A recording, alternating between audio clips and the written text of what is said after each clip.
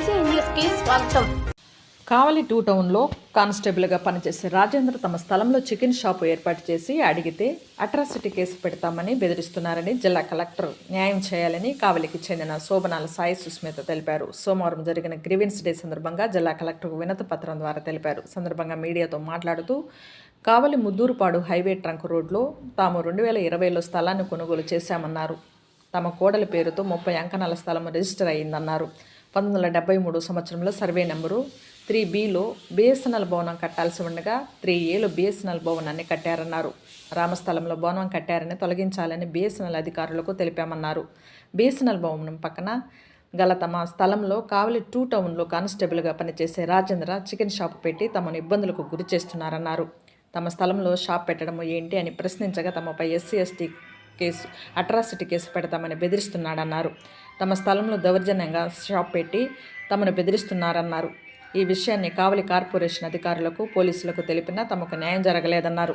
జిల్లా కలెక్టర్ చర్యలు తీసుకుని తమ స్థలంలో ఏర్పాటు చేసిన చికెన్ షాపును తొలగించే విధంగా చర్యలు తీసుకుని తమకు న్యాయం చేయాలని, తమపై దౌర్జన్యం చేస్తున్న 2 టౌన్ కానిస్టేబుల్పై చట్టపరమైన చర్యలు తీసుకుని తమకు న్యాయం చేయాలన్నారు. అందరికీ నమస్కారం. మేము కావల్లో మద్దూరుపాడుకి వెళ్ళే దారిలో హైవేకి వెళ్ళే దారిలో ట్రంక్ రోడ్డు పక్కన 2020లో స్థలం కొనుక్కున్నాము. అది సగం మా కోడల పేరుతో, సగం మా అబ్బాయి పేరుతో. మా కోడల పేరుతో ఉన్న 30 అంకణాలలో ఎప్పుడో 73లో బిఎస్ఎన్ఎల్ వాళ్ళ భవనం కట్టుంది. అయితే మేము తీసిన అడంగల ప్రకారం బిఎస్ఎన్ఎల్ భవనం ఉండాల్సింది 3Bలో. నేను అది కూడా కాపీ తీసుకొచ్చి ఇప్పుడు కలెక్టర్ గారికి కూడా ఇచ్చాను. అయితే వాళ్ళు కట్టింది 3Aలో. మేము బిఎస్ఎన్ఎల్ వాళ్ళకి కూడా మేము అర్జీ పెట్టుకున్నాం, సార్ ఇది ఇట్లా ఉంది మీరు తీసేయండి అని చెప్తే కావాలేమో మాకు తెలియదు అది చూస్తాము అన్నారు.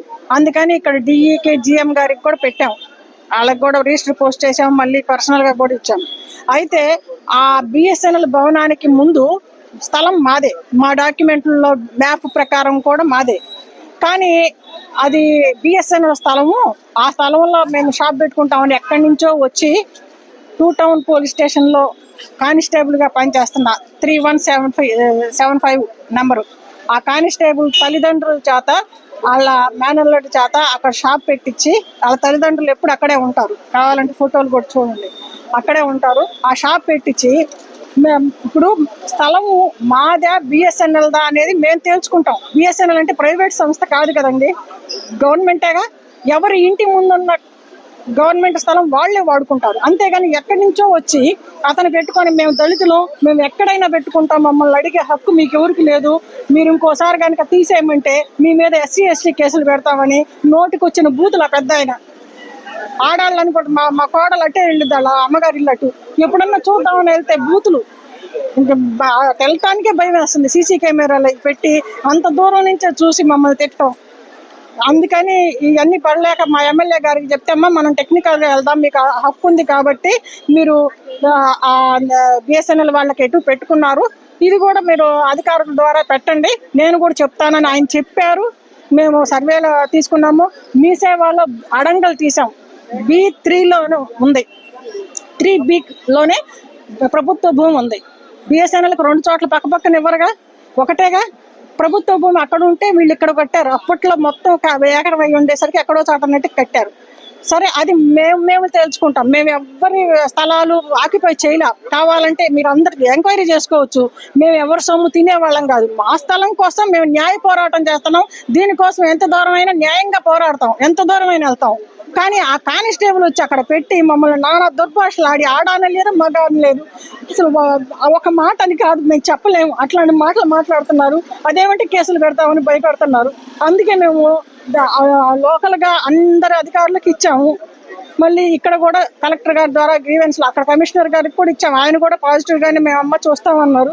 అయినా కూడా ఇంకా కొంచెం గట్టిగా ఉండాలన్నట్టుగా, మా శక్తికి మించింది కాబట్టి, అతను కానిస్టేబుల్ కాబట్టి కలెక్టర్ గారి ద్వారా కూడా చెప్పించి DSP గారికి చెప్పించి ఆ విధంగా అక్కడ పెట్టాము. CI గారికి మాకు న్యాయం చేయమని కోరటానికి వచ్చాము. ఇప్పుడు కలెక్టర్ గారు కూడా సిఐ గారిని పిలిచి మాట్లాడమన్నారు.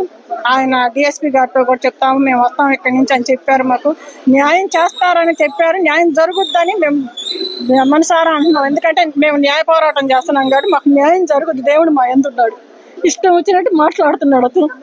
అదేమంటే మేము ఎస్సీ ఎస్టీ అంటాడు. అయితే ఏంటండి, అన్యాయం చేయమని ఉందా?